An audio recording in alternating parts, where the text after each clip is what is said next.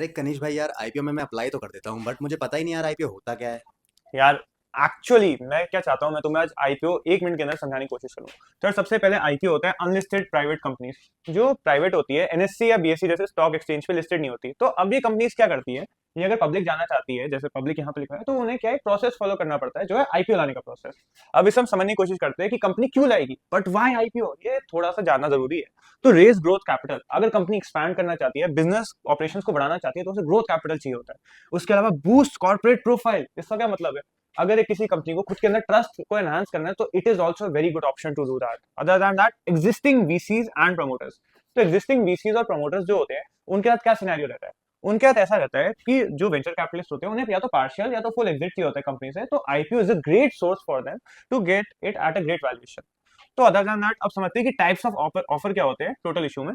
तो सबसे पहले एक आता है फ्रेश इशू। इसका क्या मतलब है, जो कंपनी नए शेयर्स को डाइल्यूट कर रहा है अपना पब्लिक को देने के लिए, उसे हम कहते हैं फ्रेश इशू। और जो ऑफर फॉर सेल होता है, वो ऑलरेडी डाइल्यूटेड होते हैं। जैसे हम शार्क टैंक में देखते हैं कि शार्क टैंक में शार्क्स उनसे थोड़ा सा इक्विटी मांगते हैं।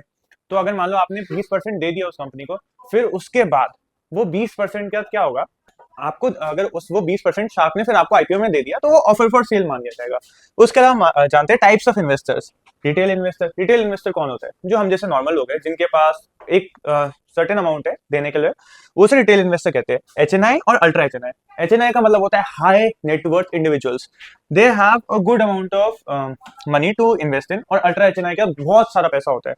और क्वालिफाइड इंस्टीट्यूशनल बायर्स होते हैं, जो नॉर्मली इंस्टीट्यूशंस होते हैं, for example mutual fund, ETF, इन्हें हम क्वालिफाइड इंस्टीट्यूशनल बायर्स मानते हैं। अब जनरल टर्म्स क्या होती है आईपीओ के अंदर, आईपीओ के अंदर जनरल टर्म्स होती है प्राइस बैंड, मतलब इतने प्राइस पे आपको मिलेगा।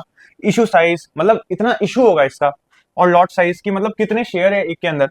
तो अब यार जीएमपी जो होता है, ये मीन होता है, क्यों, इसका क्या मतलब है, ग्रे मार्केट प्रीमियम। ये क्या होता है, ये मार्केट की एक्सपेक्टेशन दिखाता है एक आईपीओ की तरफ कि कितना गेन हो सकता है, कितना नहीं होगा।